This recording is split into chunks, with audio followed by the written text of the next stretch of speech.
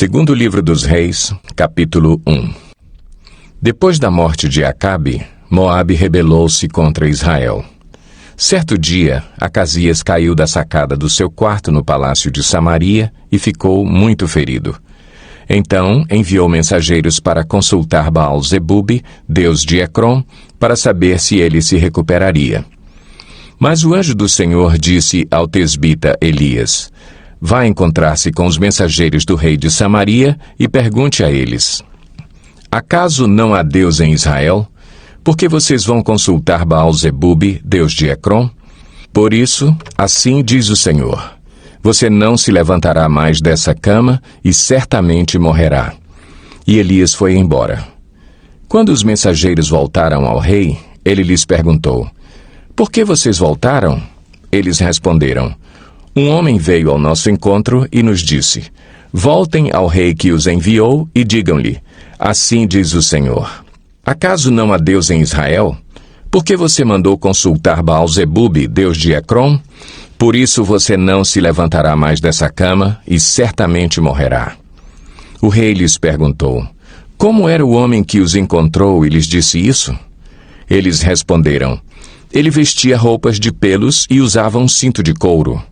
O rei concluiu: era o tesbita Elias. Em seguida mandou um oficial com 50 soldados procurar Elias. O oficial o encontrou, sentado no alto de uma colina, e lhe disse: homem de Deus, o rei ordena que tu desças. Elias respondeu ao oficial: se sou homem de Deus, que desça fogo do céu e consuma você e seus 50 soldados. E desceu fogo do céu e consumiu o oficial e seus soldados.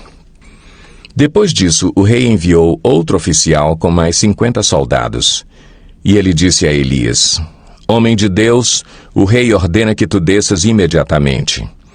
Respondeu Elias: se sou homem de Deus, que desça fogo do céu e consuma você e seus 50 soldados.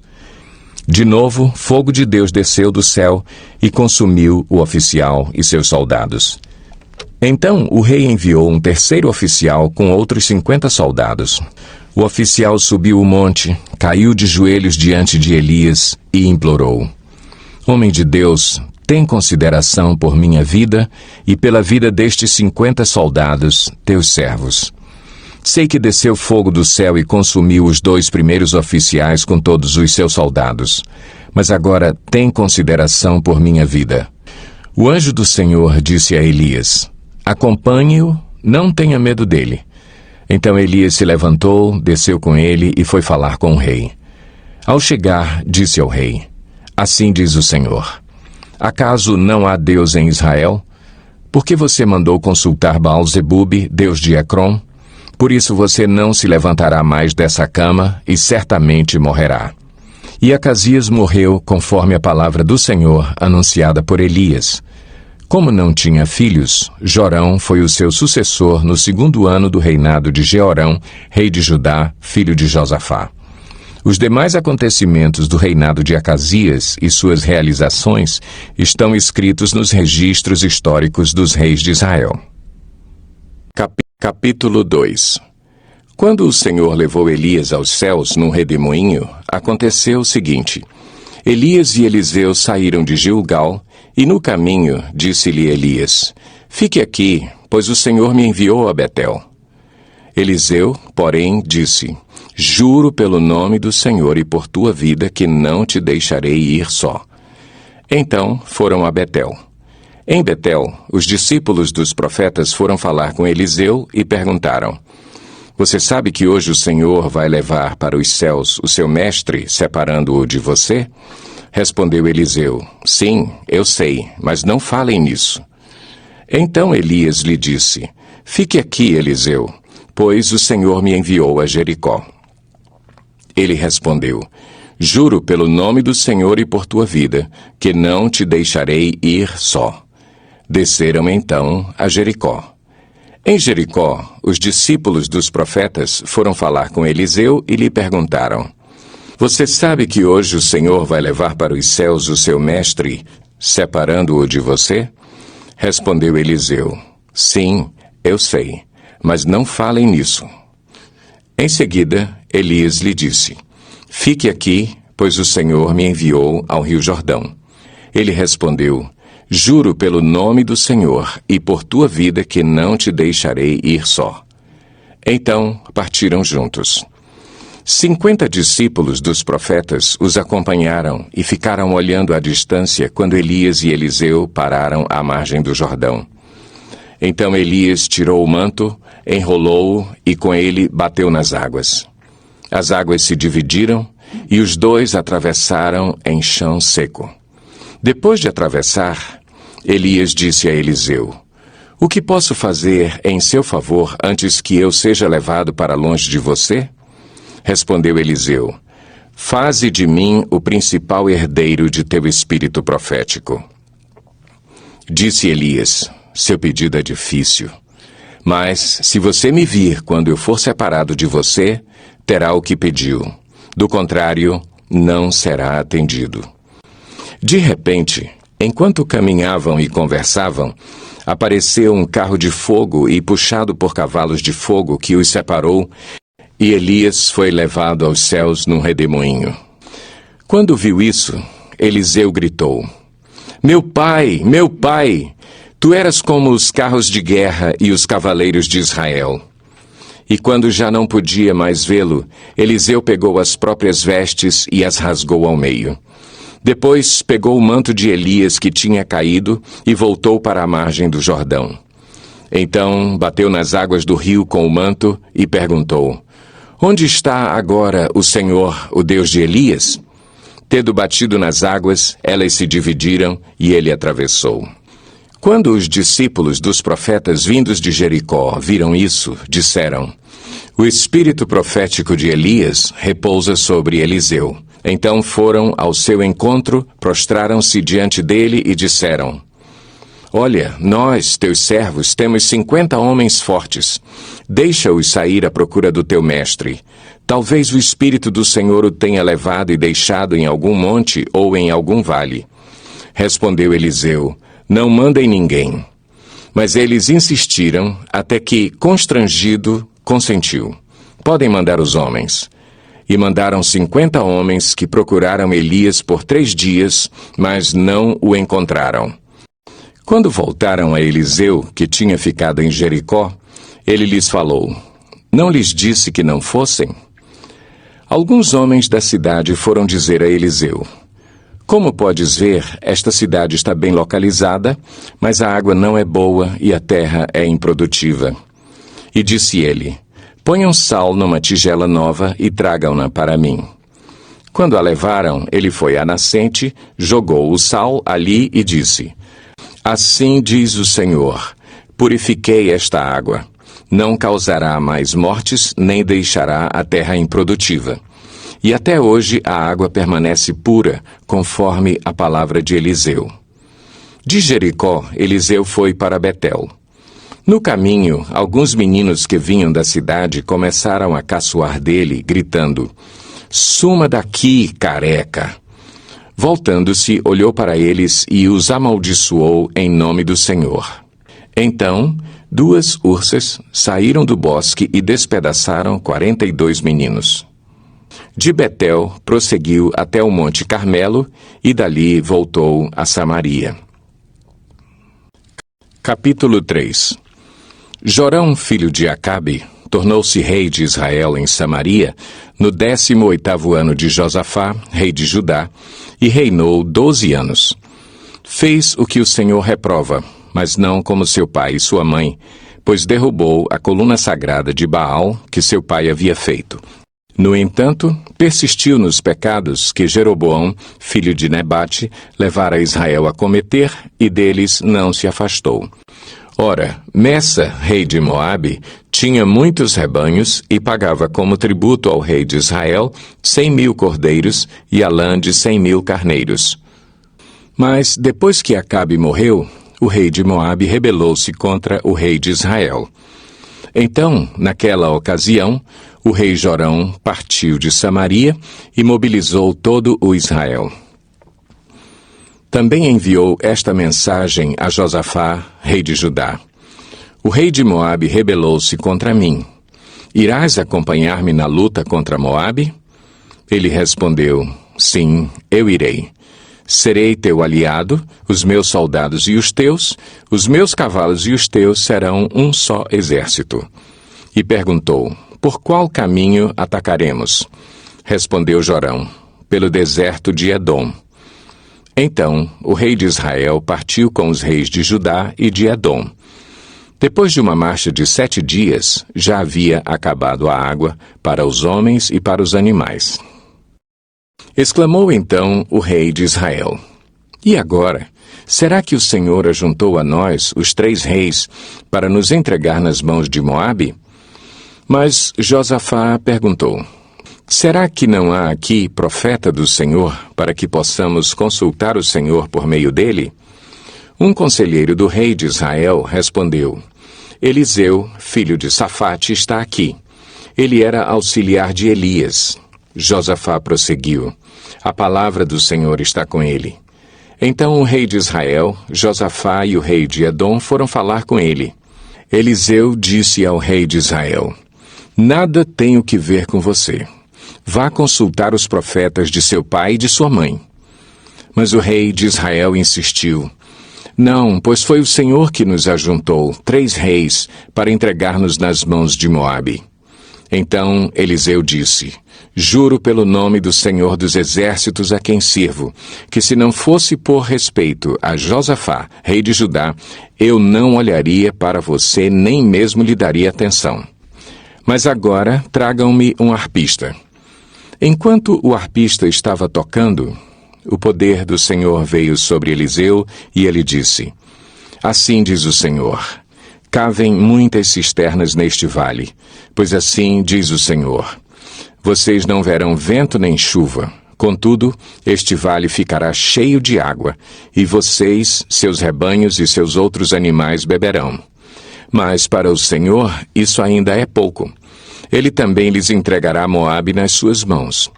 Vocês destruirão todas as suas cidades fortificadas e todas as suas cidades importantes.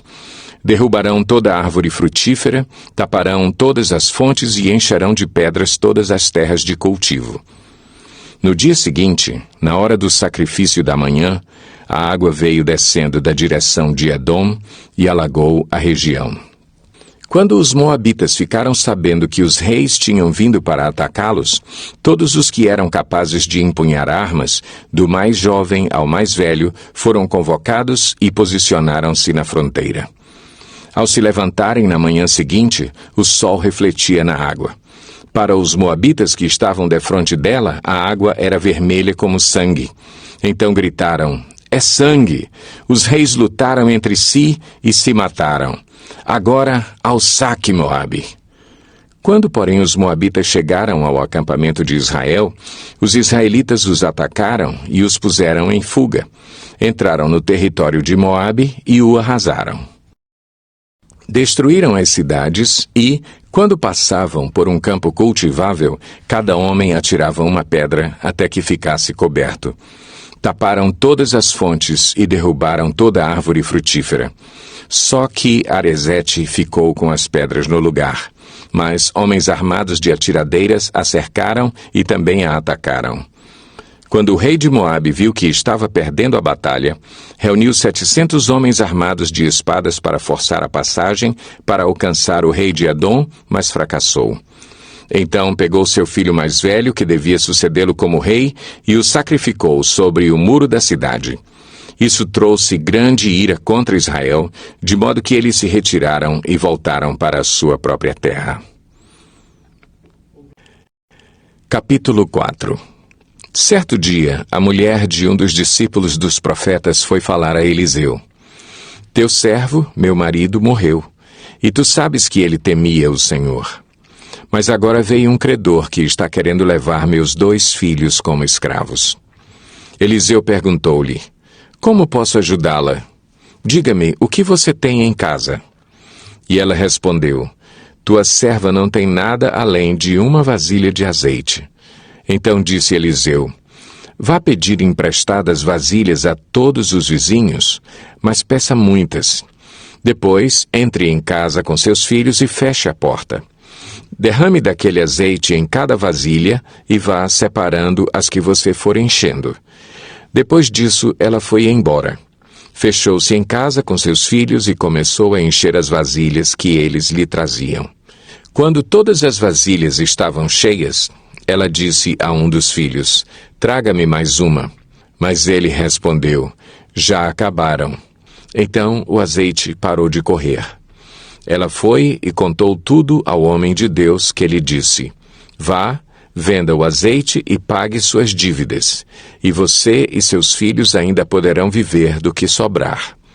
Certo dia, Eliseu foi a Sunem, onde uma mulher rica insistiu que ele fosse tomar uma refeição em sua casa. Depois disso, sempre que passava por ali, ele parava para uma refeição. Em vista disso, ela disse ao marido: "Sei que esse homem que sempre vem aqui é um santo homem de Deus. Vamos construir lá em cima um quartinho de tijolos e colocar nele uma cama, uma mesa, uma cadeira e uma lamparina para ele. Assim, sempre que nos visitar, ele poderá ocupá-lo." Um dia, quando Eliseu chegou, subiu ao seu quarto e deitou-se. Ele mandou o seu servo Geazi chamar a sunamita. Ele a chamou e, quando ela veio, Eliseu mandou Geazi dizer-lhe: "Você teve todo este trabalho por nossa causa. O que podemos fazer por você? Quer que eu interceda por você junto ao rei ou ao comandante do exército?" Ela respondeu: "Estou bem entre a minha própria gente." Mais tarde, Eliseu perguntou a Geazi: "O que se pode fazer por ela?" Ele respondeu: "Bem, ela não tem filhos, e seu marido é idoso." Então Eliseu mandou chamá-la de novo. Geazi a chamou, ela veio até a porta, e ele disse: "Por volta desta época, no ano que vem, você estará com um filho nos braços." Ela contestou: "Não, meu senhor, não iludas a tua serva, ó homem de Deus." Mas, como Eliseu lhe dissera, a mulher engravidou e, no ano seguinte, por volta daquela mesma época, deu à luz um filho. O menino cresceu e, certo dia, foi encontrar-se com seu pai, que estava com os ceifeiros. De repente ele começou a chamar o pai, gritando: "Ai, minha cabeça! Ai, minha cabeça!" O pai disse a um servo: "Leve-o para a mãe dele." O servo o pegou e o levou à mãe.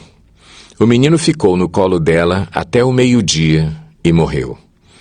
Ela subiu ao quarto do homem de Deus, deitou o menino na cama, saiu e fechou a porta. Ela chamou o marido e disse: "Preciso de um servo e de uma jumenta para ir falar com o homem de Deus. Vou e volto logo." Ele perguntou: "Mas por que hoje? Não é lua nova, nem sábado?" Ela respondeu: "Não se preocupe." Ela mandou selar a jumenta e disse ao servo: "Vamos rápido, só pare quando eu mandar." Assim, ela partiu para encontrar-se com o homem de Deus no Monte Carmelo. Quando ele a viu à distância, disse a seu servo Geazi: "Olhe, é a sunamita.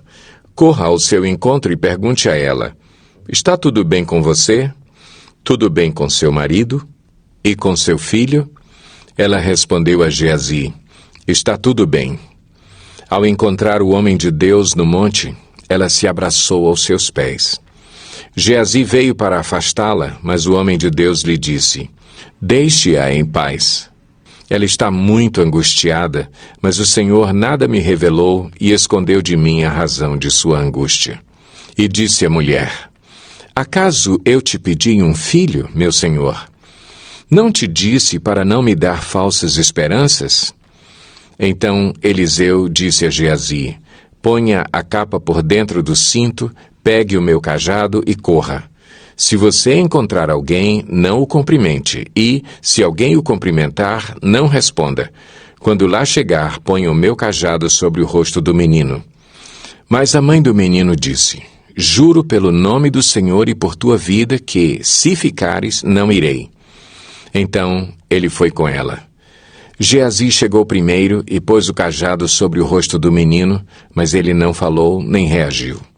Então Geazi voltou para encontrar-se com Eliseu e lhe disse: "O menino não voltou a si." Quando Eliseu chegou à casa, lá estava o menino, morto, estendido na cama. Ele entrou, fechou a porta e orou ao Senhor.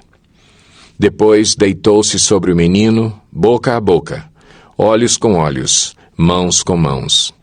Enquanto se debruçava sobre ele, o corpo do menino foi se aquecendo. Eliseu levantou-se e começou a andar pelo quarto, depois subiu na cama e debruçou-se mais uma vez sobre ele. O menino espirrou 7 vezes e abriu os olhos. Eliseu chamou Geazi e mandou chamar a sunamita, e ele obedeceu. Quando ela chegou, Eliseu disse: "Pegue seu filho." Ela entrou, prostrou-se a seus pés, curvando-se até o chão. Então pegou o filho e saiu. Depois Eliseu voltou a Gilgal. Nesse tempo, a fome assolava a região. Quando os discípulos dos profetas estavam reunidos com ele, ordenou ao seu servo: "Ponha o caldeirão no fogo e faça um ensopado para estes homens." Um deles foi ao campo apanhar legumes e encontrou uma trepadeira. Apanhou alguns de seus frutos e encheu deles o seu manto. Quando voltou, cortou-os em pedaços e colocou-os no caldeirão do ensopado, embora ninguém soubesse o que era. O ensopado foi servido aos homens, mas logo que o provaram, gritaram: "Homem de Deus, há morte na panela." E não puderam mais tomá-lo. Então Eliseu pediu um pouco de farinha, colocou no caldeirão e disse: "Sirvam a todos." E já não havia mais perigo no caldeirão. Veio um homem de Baal-Salisa, trazendo ao homem de Deus 20 pães de cevada, feitos dos primeiros grãos da colheita, e também algumas espigas verdes. Então Eliseu ordenou ao seu servo: "Sirva a todos." O auxiliar de Eliseu perguntou: "Como poderei servir isso a 100 homens?" Eliseu, porém, respondeu: "Sirva a todos, pois assim diz o Senhor: eles comerão e ainda sobrará." Então ele serviu a todos e, conforme a palavra do Senhor, eles comeram e ainda sobrou.